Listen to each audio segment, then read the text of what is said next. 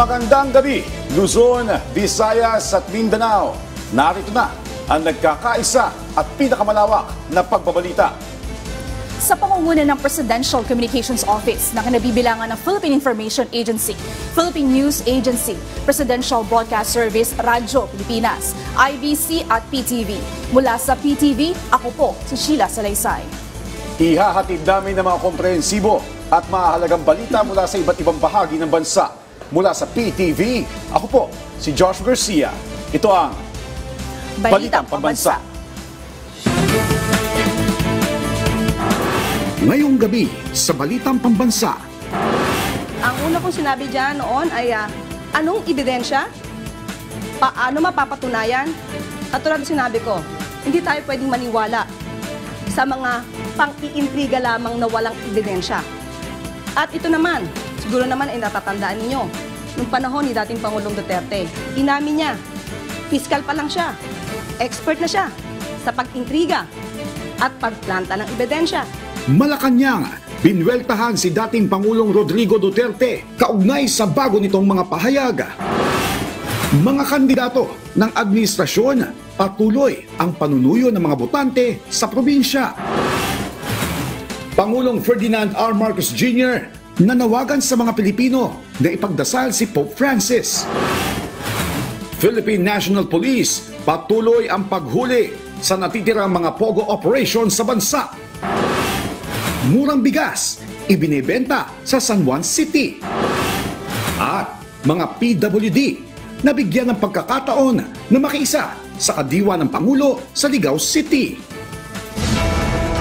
Una po sa ating mga balita, binweltahan ng Malacanang at tinawag pa na budol si dating Pangulong Rodrigo Duterte kaugnay sa mga binitawan nitong alegasyon laban kay Pangulong Ferdinand R. Marcos Jr.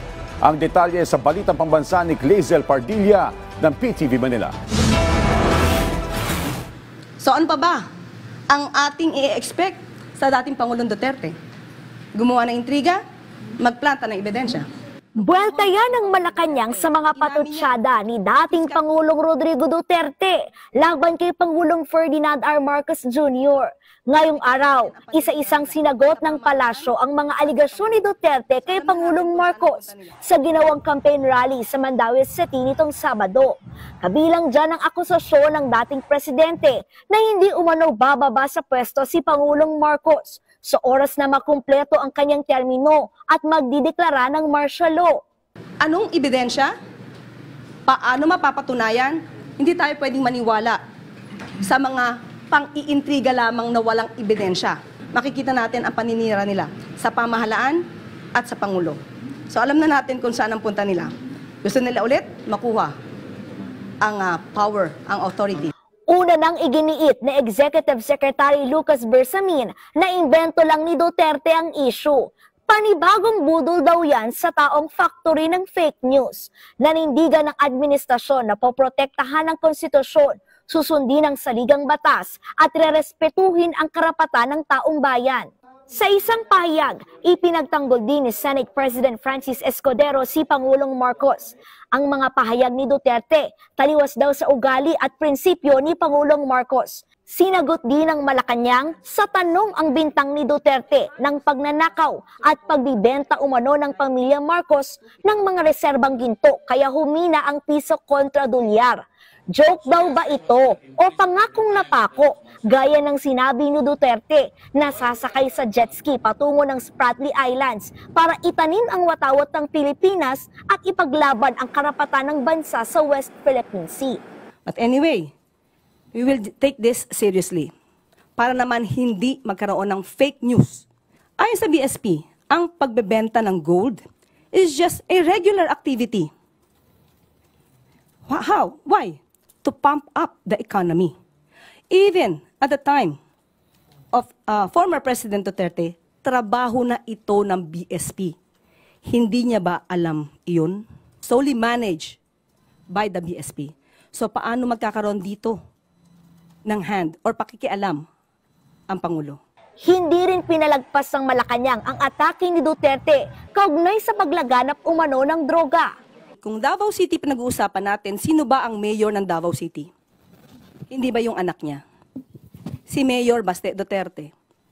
So, ang ibig bang sabihin nun, napaka-inefficient ng anak niya? At least ngayon may record kung may namamatay. Nung panahon niya, merong bang nare-record doon sa mga biglang nawawalang? Hindi raw palalagpasin ng Malacanang ang pagpapakalat ng fake news. Kaya kung may basihan ang mga sinasabi ng dating Pangulo, hamon ng palasyo, maglabas ng pruweba si Duterte. Mula sa PTV Manila, Kalail Zalpardilia, Balitang Pambansa. Samantala, kinontra ng mga kongresista ang sinabi ni dating Pangulong Rodrigo Duterte na papunta na umano sa pagiging diktador si Pangulong Ferdinand R. Marcos Jr. Yan ang ulat ni Mela Las Moras ng PTV Manila. Pumalag ang mga kongresista sa banat ni dating Pangulong Rodrigo Duterte na papunta na umano sa pagiging diktador si Pangulong Ferdinand R. Marcos Jr. Ayon kay House Deputy Majority Leader Paulo Ortega, puro fake news lang naman umano ang inilalabas ng kampo ni Duterte. Imbes na manira at magpakalat ng maling impormasyon, dapat ay magpaliwanag na lang daw sila sa mga isyong kinasasangkutan nila. Pag hinold sila accountable ng tao, kakambyo naman sila na joke lang daw yun. Parang nagmumukha tuloy silang joke eh. So, ewan ko, parang ano bang tawag mo doon sa hari na father faker? Father ng mga fake news, ganun, mother faker. Hindi ko alam kung paano tatawag natin sa kanila. Father faker, mother faker, o anong tawag sa mga anak nila? Fakerist? Kapwa naman iginiit ni na House Assistant Majority Leader Sia Alonto Adjong at Ernix Dionisio na kung tutuusin, kabaliktaran nga ng pagiging diktador ang katangian ng presidente. Mula sa kanyang panunungkulan hanggang sa pagtugon sa mga isyu, nananatili raw kasi ang kabaitan at diplomasya ng Pangulo. Diktador ba yung minumura ka? Ang tatay mo sinasabi kung ano-ano tatanggalin, i-exhume, tapos itatapon sa West Philippine Sea. Itathreaten ang buhay mo, itathreaten ang wife mo, itathreaten ang Speaker of the House, ang nagkapinsan mo. Tapos every time nagkakaroon sila ng rally, ang pinakapunto nila isirain yung isang pagkatao. Hindi lang yung polisiya, pero yung pagkatao ng isang individual tulad ni President Bongbong Marcos. Tapos wala siyang ginagawa directly. He has all the power at his disposal and yet he has doing nothing. In fact, ang mga response niya is so diplomatic. Characteristic ba yun ng isang diktador? I don't think so. Sa mga recent presidents ng bansa natin, I could easily say na si Pangulong Bongbong Marcos yata yung isa sa pinakamabait na eh. It's very far from being a dictator. Kasabay nito, pinuri ng mga kongresista ang mga inisyatibo ng administrasyon para mas mapagbuti pa ang estado ng Pilipinas. Patunay nila ng mahusay na hakbang ng pamahalaan ang tuluyang pagkakaalis ng Pilipinas sa gray list ng Financial Action Task Force o FATF. Sa isang pahayag, iginalugod din ni House Speaker Martin Romualdez ang pagpapalawak ng benepisyong hatid ng PhilHealth, partikular na ang pagsasali nila sa kanilang benefit packages ng outpatient emergency care at pagtataas pa ng case rate packages para sa critical illnesses. Pagtitiyak ng mga kongresista, kaisa sila ng administrasyon sa paghahatid ng mas magandang buhay para sa mga Pilipino. Mula sa PTV, Mela Las Moras para sa Balitang Pambansa.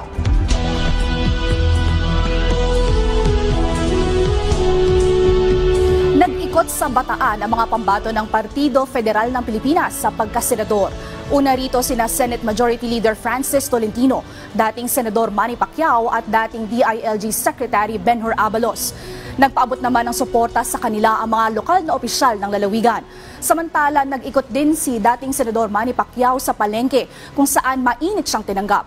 Ipinangako ni Pacquiao ang pabahay, kabuhayan at suporta sa mahihirap. Sa ngayon, tuloy-tuloy ang pag-iikot ng mga kandidato sa pagkasenador ng Alyansa para sa Bagong Pilipinas para ibahagi ang kanilang mga plataforma at plano para sa bansa. Sa Biyernes, February 28, naghahanda na ang grupo para sa gagawin nilang pangangampanya sa San Jose del Monte, Bulacan. Pinalakas pa ng Pilipinas at Palau ang kooperasyon ng dalawang bansa kasunod ng pagbisita ni Palau President Sir Angel Whips Jr. sa Malacanang ngayong araw.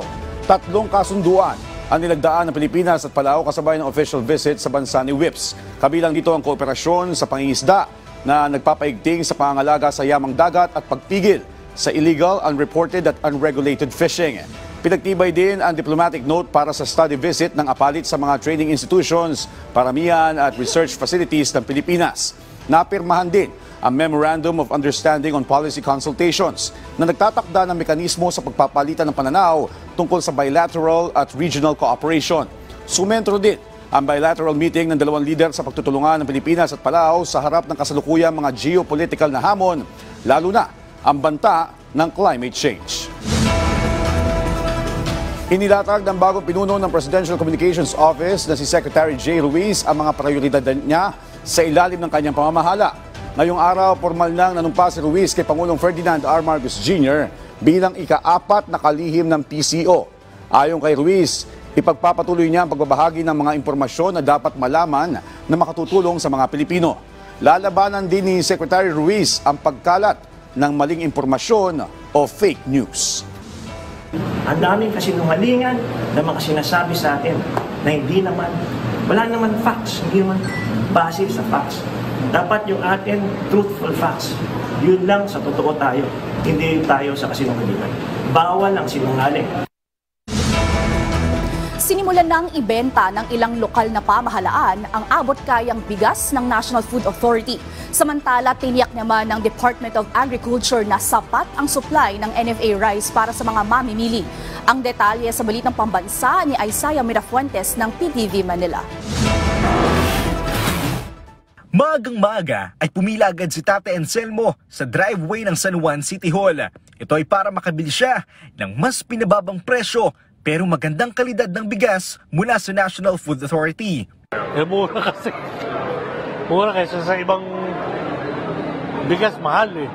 Ito makakamura ka, di magtsaga na lang tayo kahit ano. Basta may makain na tayong bigas. Bago daw kasi magkaroon nito, tig 60 pesos per kilo ang binibili niya sa palengke. Kaya nang malaman niya na may tig 33 pesos na bigas sa kanilang City Hall, ay agad siyang napasugod. Sa San Juan City, nagsimula na ngayong araw ang pagbibenta ng abot-kayang NFA rice. Ito ay matapos unang magpakita ng interes ng lungsod sa pagbibenta ng abot-kayang bigas mula sa National Food Authority. Sa halagang 1,650 pesos kada sako o 50 kilo, mabibili ng mga lokal na pamahalaan ng bigas mula sa NFA. Katumbas yan ng tig 33 pesos kada kilo. Maaari itong ibenta ng LGU hanggang 35 pesos kada kilo. Ngayong unang araw ng pagbibenta nito sa San Juan City Hall, inilatag ang bigas sa hallway ng kanilang munisipyo. At per sako muna ang naging pagbibenta nito. Sa ngayon po ay nagbebenta tayo kada sako, but we can adjust accordingly pag meron pong demand ng tingi-tingi. No? Kasi sapagkat itong initial 1,000 sacks nga natin, in fact, fully allocated na kasi nagpa-pre-register po kami. Nagbilin din si Zamora sa Metro Manila Council na kinabibilangan ng mga city mayors sa NCR na sana hindi nataasan pa ng mga LGU ang minimum price ng NFA na bigas. Ang programang ito ay hakbang rin ng Department of Agriculture sa kabila ng mahal na presyo pa rin ng bigas sa merkado. Ito rin ay bunga ng pagdideklara ng National Food Emergency sa bigas. Nangako naman ng DA na magiging sapat ang supply ng bigas mula sa National Food Authority. Marami tayong stocks actually sa Nueva Ecija pa, at saka sa Bulacan, Pampanga at Isabela. Ready to ship yun here anytime. Ang limitasyon natin kaya 150,000 sacks is yung warehouse dito sa Valenzuela. So as it is depleted, it is going to be replenished. Naniniwala ang DA na magiging rason ang programang ito para mahatak pababa ang presyo ng bigas sa mga pamilihan.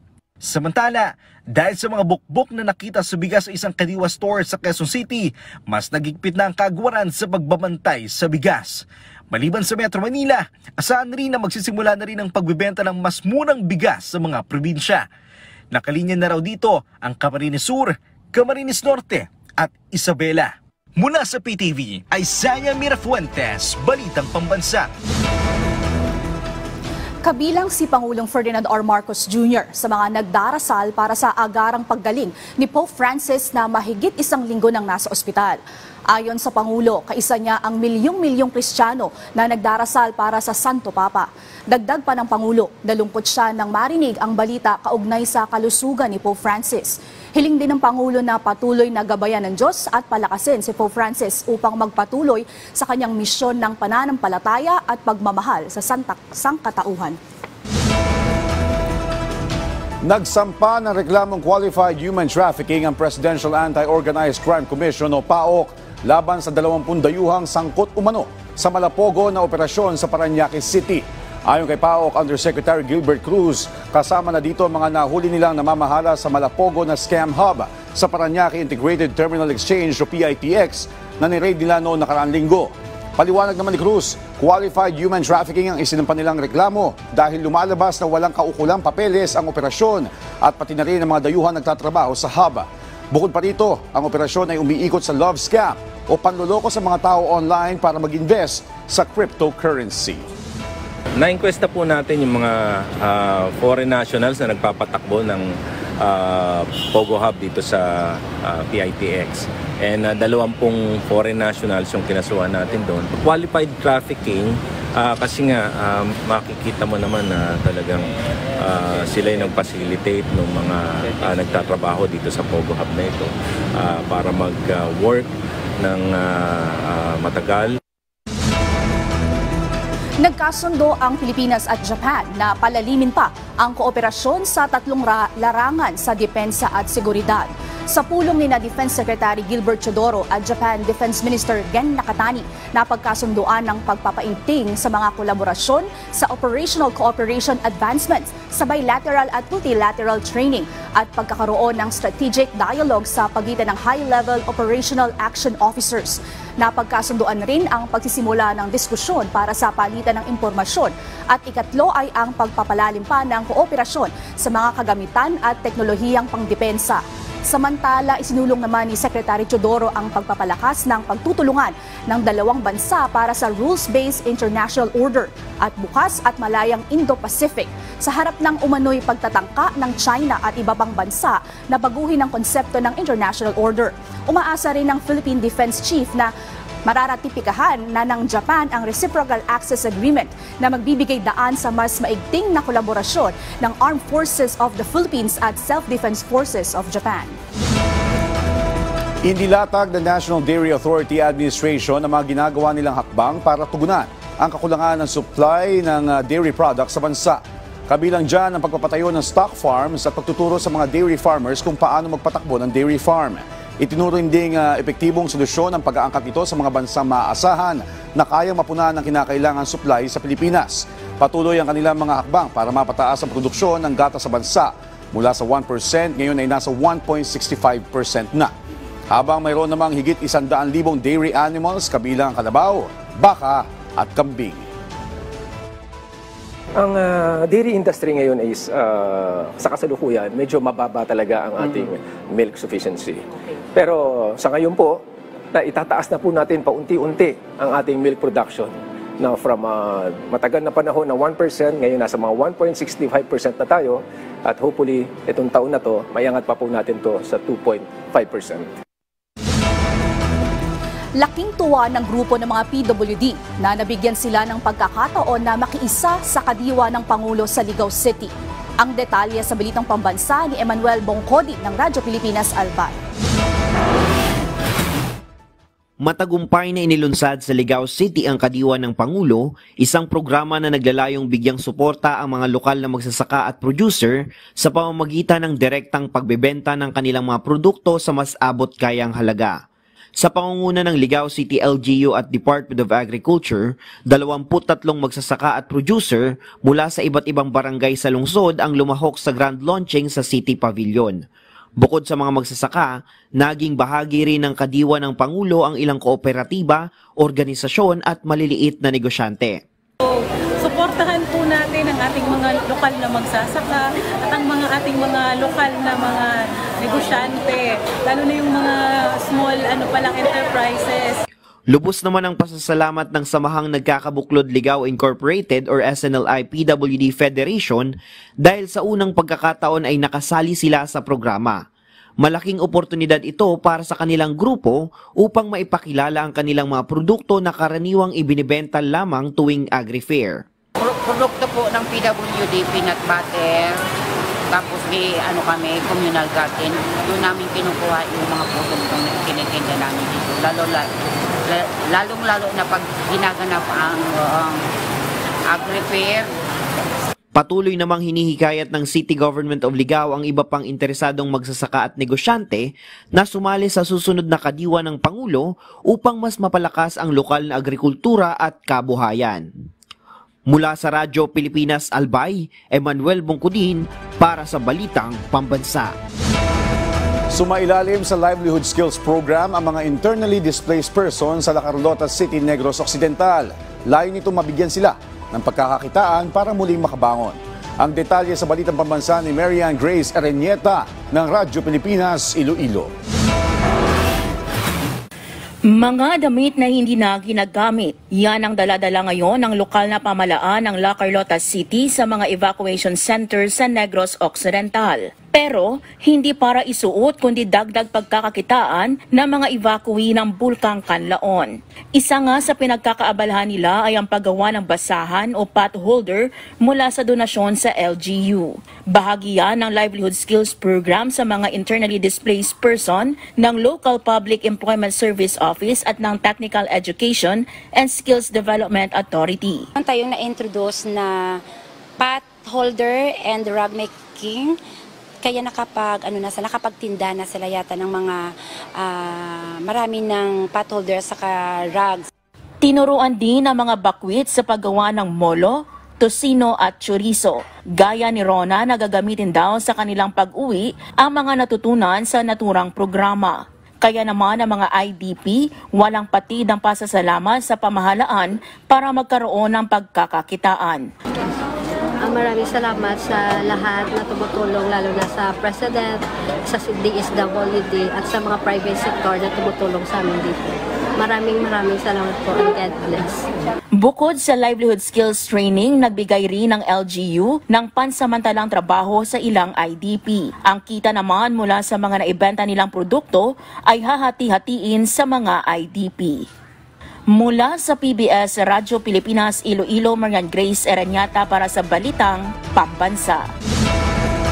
Nagbabala ang Department of Environment and Natural Resources o DENR sa mga kandidato at taga-suporta sa parusa ng paggamit ng mga puno bilang election billboard. Ang detalye sa Balitang Pambansa ni Jenry Del Rosario mula PIA Pangasinan.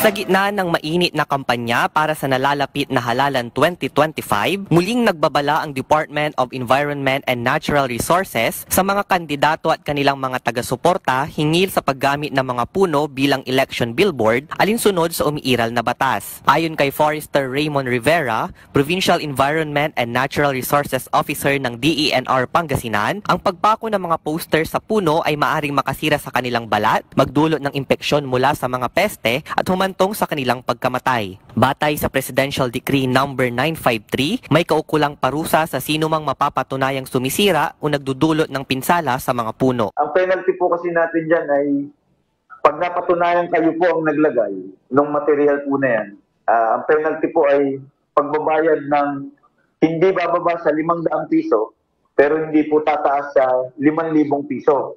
At posible po ng pagkakakulong na hindi po lalampas sa 2 taon. Ayon kay Rivera, iulat sa pinakamalapit na tanggapan ng DENR ang mga punong may election posters para sa agarang aksyon. Pinaalalahanan din ni Rivera ang mga kandidato na makipag-ugnayan sa local government units para sa tamang lugar ng campaign materials at maiwasan ang pagsasabit sa mga puno. Isang mahalagang paalala ito sa lahat na maging responsable, kumilos ng may malasakit sa kapaligiran at pangalagaan ang kalikasan para sa mas luntian at mas maunlad na kinabukasan. Mula sa Philippine Information Agency Pangasinan, Jenry Del Rosario para sa Balitang Pambansa. Suportado ng Department of Science and Technology ang pagpapalago ng mulberry farm at silk innovation sa Kalinga State University Rizal Campus. Ang detalye sa Balitang Pambansa ni Ariel Sicnao ng Philippine Information Agency Cordillera Administrative Region. Siniguro ni DOST Secretary Renato Solidum Jr. ang suporta upang mas mapalago ang Mulberry Farm and Silk Innovation Center sa Kalinga State University Rizal Campus. Ang pasilidad ang nag-iisang silk center sa Cordillera kung saan inaalagaan ang mga silkworm at gumagawa ng raw silk. Provide us yung roadmap na if you want to really increase the production of silk in the Philippines. Like up to 10%, what do we need? 20%, what do we need? Then para yung requirement, both financial, technical, and other requirement, even the land. Kasi ang mangyayari niyan, kailangan talaga natin ma-focus na maging business. Itinatag ang pasilidad bilang bahagi ng hakbang ng pamahalaan upang mapalago muli ang silk industry. Ang pasilidad ay maaaring makagawa ng hanggang 1.7 na tonelada ng silk sa isang taon, ngunit kailangan mapalawak ang mulberry production para makamit ang maximum production capacity nito. So what will it take to reach 10%? More of this mulberry plantation, more of the rearing houses, and more farmers. Bigyan niyo ako ng ganung plano. Inilunsad noong 2022, ang Silk Innovation Center ay nakagawa na ng 30.61 kg na raw silk at nakapagproseso ng halos 350 kg ng fresh cocoons mula sa Benguet, Apayao, Kalinga, Isabela, Nueva Vizcaya at Laguna. Mula sa PIA Cordillera, Iril Siknaw, Balitang Pambansa. Binuksan ng Ifugao Rice Cultural Museum sa Ifugao State University. Layunin nitong mas mapakilala ang nasabing lugar. Ang detalye sa Balitang Pambansa ni Florida Robles ng PIA Ifugao. Upang mas mapakilala sa publiko ang cultural heritage ng Ifugao, binuksan ng Ifugao Rice Cultural Museum sa Ifugao State University. Tampok sa museum ang mga traditional tools na ginagamit sa rice farming, kabilang na ang mga proseso at isinasagawang ritual sa agricultural cycle mula sa transplanting hanggang sa pamumulaklak ng mga palay. Ito po ang ating open house, seeks to remind po the public, especially the Imipugos, to be educated, and of course our students, on the significance of traditional farming in the Ifugao society and its role in sustaining the indigenous way of life. Ayon sa mga estudyante, malaking bagay ang open house upang makita at mas maintindihan nila ang rice cultural heritage ng Ifugao. Napakahalaga kasi pinapakita nito ang ating kultura noon. Then, until now, we have this cultures. For me, masyadong nakakataba ng puso and I'm so happy because yung mga nagagamit ng mga ancestors natin before ay nandirito na sa ating IFSU Museum mismo na pwede nating matignan. Tampok din dito ang iba't ibang lokal na produkto kabilang na mga handicrafts, damit, accessories, pagkain at iba pa. Ang open house ay hanggang sa Abril 2025. Ang nasabing inisyatibo ay alinsunod din sa pagdiriwang ng National Arts Month ngayong Pebrero. Mula sa PIA Cordillera, Florida Robles, Balitang Pambansa. At dyan po nagtatapos ang 30 minutong ulat sa bawat sulok ng bansa. Samahan niyo kami muli mamayang alas 9:30 ng gabi para sa updated at pinalakas pa ang balitaan. Mula sa PTV, ako po si Joshua Garcia. Ito ang pinalawak na puwersa sa pangunguna ng Presidential Communications Office, kabilang ang Philippine Information Agency, Philippine News Agency, Presidential Broadcast Service, Radyo Pilipinas, IBC at PTV. Mula sa PTV, ako naman po si Sheila Salaysay. Hatid sa inyo ang komprehensibong paghimay sa mga halagang usapin dito lang sa Balitang Pambansa.